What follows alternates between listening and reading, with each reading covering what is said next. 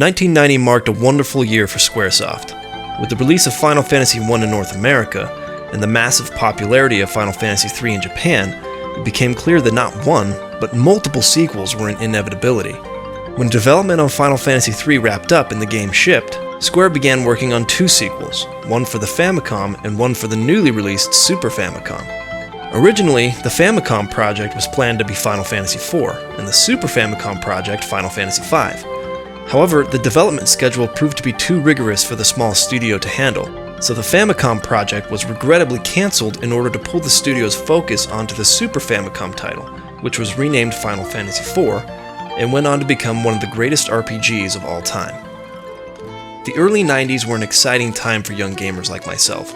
With the Sega Genesis already on store shelves worldwide, and the release of the Super Nintendo a couple years afterward, kids everywhere were blown away by the graphical power of the new consoles.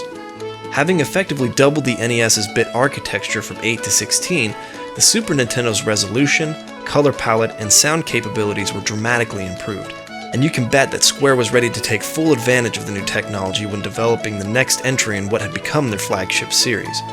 Mode 7, which allowed for background layers to be rotated and scaled to create a 3D effect, was one of the many features of the SNES that Square utilized to propel Final Fantasy into the next generation of gaming.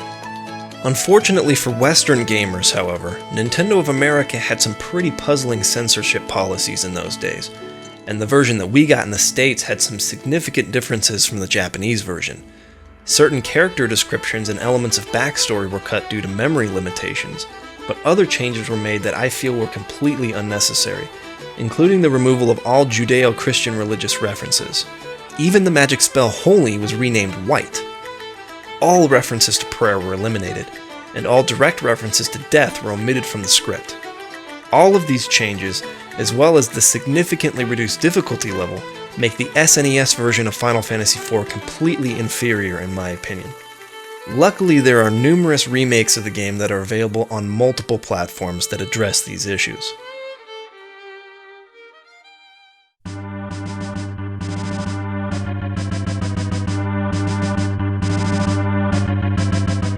The 3 most memorable characteristics of Final Fantasy IV are its character-driven plot, unique uses of new technology, and critically acclaimed musical score by Nobuo Uematsu.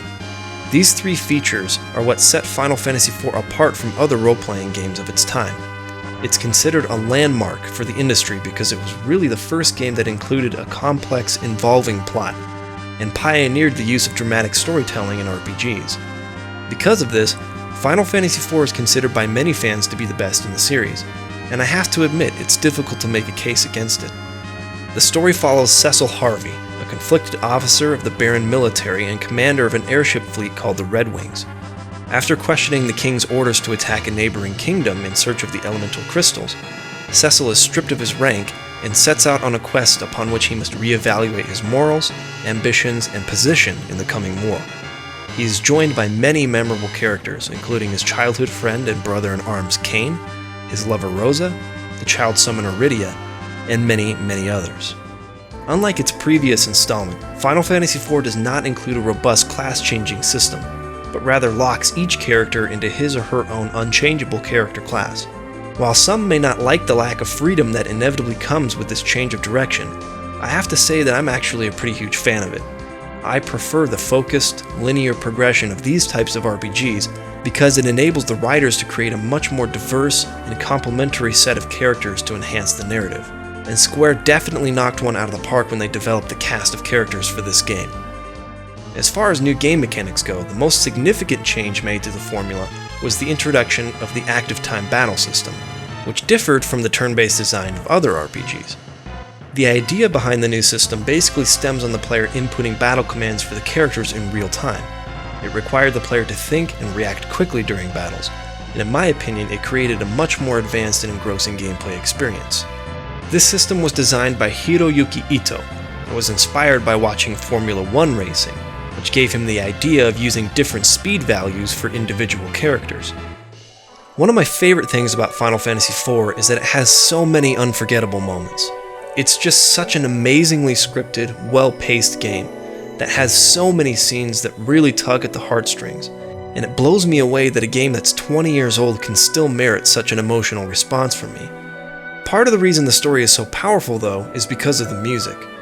Once again, as always, Nobuo Uematsu delivered with a well-structured, masterfully subtle, and emotionally charged soundtrack. While all of the previous soundtracks were great, Final Fantasy IV really showcased for the first time the enduring themes that would later drive Uematsu to fame. The theme of love was the first piece to really win him renown in the music world, and started a long tradition of his music being adapted and performed by prominent and distinguished orchestras all around the world. Though I love nearly everything about this game, there is one small complaint I have with it. Toward the end, the story does get a bit convoluted. It may just be me, but giant whale spaceships and alien antagonists just don't really fit into a fantasy setting. It's not the worst plot resolution I've ever heard of, but it's pretty far out there. At least the final boss is challenging, and once you do beat the game, you feel a great deal of satisfaction overall. Final Fantasy IV is easily one of the best, and certainly one of the most important entries in the series. It was a tremendous step forward, incorporating a new, dramatic, and innovative form of storytelling, integrating revolutionary and forward-thinking new battle mechanics, and bringing forth one of the best RPG experiences of all time. It was the first in the series to reach its true potential of greatness, and became an unforgettable entry in a series that was growing ever more popular. Overall, I give Final Fantasy IV 4.5 giant whale spaceships out of 5.